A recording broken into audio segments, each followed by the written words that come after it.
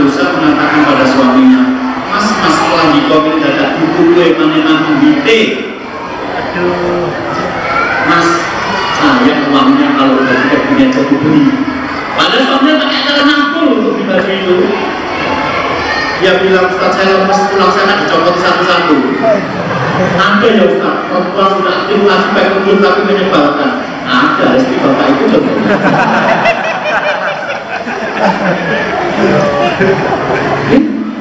Jadi dia menebak-nebak, nanti kalau saya aja jadi sama udah. Saya kalau pergi keluar kota gini yang jadi beban saya justru gini. Oleh-oleh apa yang harus saya bawa ke rumah-rumah? Uang saya nggak banyak, oleh-oleh banyak. Harus memilih satu yang kita sampai rumah itu saya senang gitu loh. Seringkali kita bawa yang aneh-aneh sampai rumah kita senang. Ya sudah, tapi yang itu oleh-oleh pemberian orang ya biarkan gitu loh. Seperti itu. Komunikasi itu sangat penting.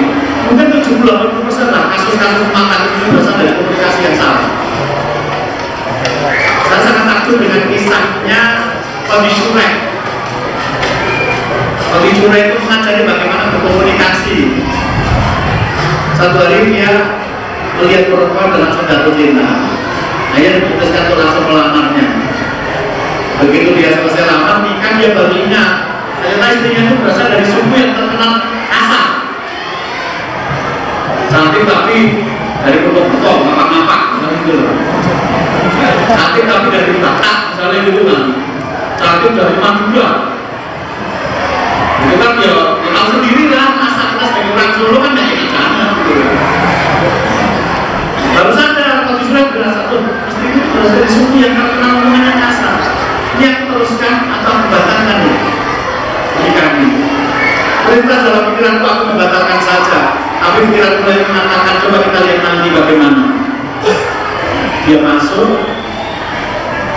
Begitu dia masuk menemui istrinya sebelum melakukan adegan malam pertama itu, istrinya ngomong, alhamdulillah, sama tu dan asmani mubul dasarnya utang tetap standar gitu ya. Arab malam pertama kan butuh iftitah gitu loh. Alhamdulillah istrinya ngomong, sesungguhnya aku laki-laki asing. Saya tidak kenal sebelumnya. Aku pun perempuan asing bagimu karena kita hubungan masa lalu. Sekarang terangkan kepadaku apa yang kamu sukai, aku akan wujudkan. Dan terangkan kepada apa yang kamu tidak sukai, aku akan jauhi. Qadhi Shureh mengatakan saya takjub dengan omongan istri saya itu. Maka saya perlu jawabnya dengan kita juga.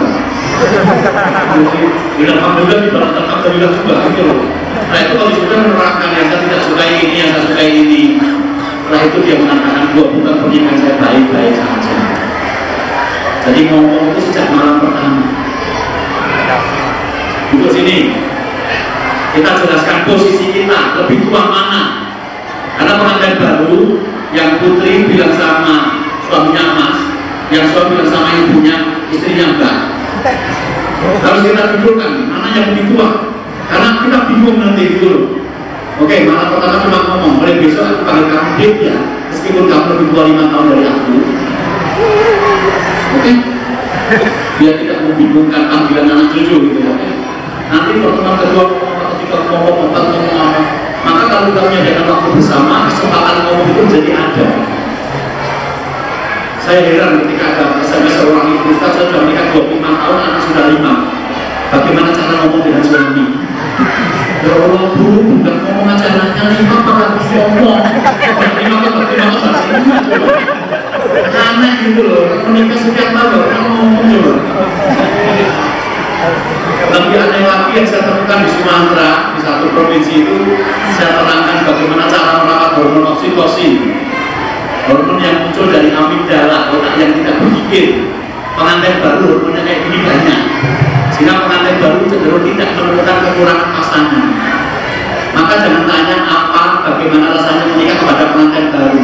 Mereka akan pembohong semua. Pengantin baru kalau mengatakan nikah itu hanya 1%, yang 99% enak banget. Tapi tanya kepada 15 tahun menikah, gimana rasanya menikah? Ada nggak tempat letakkan kepala saya? Gitu loh. Pusing terus dia tadi. Kenapa pengantin baru ngomong begitu? Karena ada hormon oksitosinnya penuh. Dan hormon itu membuat kita tidak mengenali pasangan kita secara akal. Kita bermain dengan perasaan. Tapi hormon ini bisa dijaga dengan cara sering melakukan tatap mata. Maka ciri perempuan solehah yang pertama kalau dipandang menyenangkan. Jadi nanti bagi pengantin baru atau mau menikah, nanti jadikan kebiasaan baik kalau mau pergi rumah, jadikan pemandangan terakhir adalah mata istri Anda. Siapa tahu matanya jadi televisi, di sana ada running title, mas beratnya habis gitu loh. Mas mampir rumah mana itu kan asik gitu. Jangan pamit di luar, assalamualaikum, waalaikumsalam, di belakang sana mau bunuh diri. Sering melakukan kontak mata itu ternyata memicu munculnya hormon oksitosin. Dan yang kedua, sering melakukan aktivitas bersama. Nanti pertemuan yang kita bahas bagaimana aktivitas post-plot di rumah bersama ibunya luar biasa. Itu. Nah, setelah itu baru kita masuk ke tahap yang kedua, sinergi keseimbangan. Sinergi keseimbangan ini saya ambilkan dari riwayat aku berhikmati Ali Daud akun al-Nabil al-Yang Ulaan Al-Bani Sa'atun yunaji biya Rabbahu wa sa'atun hasbu biya nafsahu wa sa'atun yakul biya ma'as ikhwani alladina yubirunahu bi'ujubihi wa yustabikunahu ma'nafsihi wa sa'atun yakulu yukhalli fiha baina nafsi baina ladati. Sedang tertulis sejak Nabi Daud bahwa waktu orang-orang berakal tidak akan lepas dari 4. 1. Saat bermunajat biha Rabbahu, waktu untuk bermunajat kepada Allah. Jadi ada sisi spiritualitas. Yang kedua, saat yuhasibu biha nafsa, waktu untuk introspeksi diri. Yang ketiga adalah saatun yahlumah jika solihin, waktu untuk bersosialisasi dengan teman-teman yang baik. Yang keempat, saatun yang kalah halal, waktu untuk menikmati kesenangan yang halal. Jadi dalam hidup ini nanti ada bagi waktu dalam berumah tangga menjadi 4 pembagian paling besar. Sisi religiusitas dengan waktu untuk bermunajat kepada Allah, pengajian, sholat. Saatun yuhasibu biha nafsahu, waktu untuk kebutuhan akal, melakukan introspeksi diri. Kalau tadi spiritual, ini akal. Saya sudah menikah sekian tahun, hubungan saya dengan itu semakin baik atau semakin tidak. Saya sudah punya anak sekian, anak-anak saya punya tanda-tanda jadi soleh atau tidak. Saya sudah bermasyarakat, hubungan saya dengan tetangga kiri baik atau tidak. Saya itu menghasilkan sedikit, kesehatan saya terjaga atau tidak. Karena tiba-tiba Anda sakit, butuh uang sangat banyak, maka mendadak miskin. Sampai beberapa tahun yang lalu ada buku di Jogja itu ditulis judulnya Orang Miskin Dilarang Sakit. Karena buku itu menyindir betapa besarnya biaya pengobatan di Indonesia. Tapi banyak teman-teman kita itu nggak begitu mempedulikan masalah kesehatan. Sekali jatuh biayanya tidak terkendali. Karir, saya sudah kerja sekian tahun. Kira-kira saya akan teruskan jadi karyawan atau saya resign untuk memulai usaha sendiri. Kemudian pengembangan diri, saya semakin hari semakin pintar atau tidak, itu perlu, itu namanya waktu untuk introspeksi diri, kebutuhan akal. Yang ketiga adalah kebutuhan sosial, saat yang memacu sosial ini, waktu untuk berkumpul dengan teman-teman yang soleh yang baik. Karena kita makhluk sosial yang hampir sendirian, kita harus berdamai dengan orang-orang sekitar kita. Kalau nggak bisa pindah cari tempat lain yang lebih memungkinkan. Yang keempat adalah kesenangan yang halal, saat ya kalah bin halal, waktu untuk menikmati kesenangan-kesenangan yang halal. Yang ketujuh, yang terakhir adalah siap menghadapi konflik. Pasti nanti ada masalah dalam keluarga, itu pasti ada masalah. Tapi masalah-masalah itu dihadapi, bukan dihindari. Bukan untuk ditunda-tunda karena besok sudah menunggu masalah yang lain. Begitu seterusnya. Jadi 7 pilar, tidak akan keluar dari sini masalah makanan sebenarnya. Jadi biasanya kalau rumah tangga kantor, 1 nggak punya tujuan, 2 nggak punya komitmen, 3 mereka ternyata tidak berkomunikasi secara efektif, nggak bisa ngomong, 4 mereka biasanya tidak seimbang dalam hidup ini, 5 mereka tidak punya waktu untuk bersama-sama, 6 mereka tidak saling menghargai antara satu dengan yang lain, saling melecehkan, merendahkan, meremehkan dan omongan-omongan. Dan yang 7 mereka tidak menyelesaikan konflik-konflik yang muncul.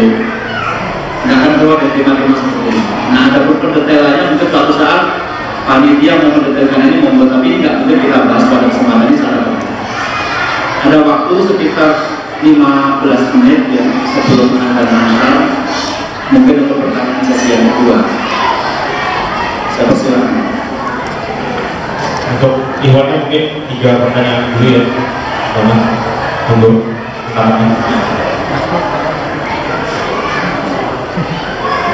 atau mungkin ini ada pertanyaan dari awalnya kan? Iya. Ini dari sekian banyak pertanyaan yang sampai ke moderator, mungkin sebagian besar sama ya inti pertanyaannya. Jadi pertanyaan pertama itu dari belakang dulu. Apa boleh Ustaz untuk meminta cerai kepada suami yang tidak sholat, sering maksiat, dan bahkan dia memberikan nafkah itu dari hasil kerjaan yang tidak halal?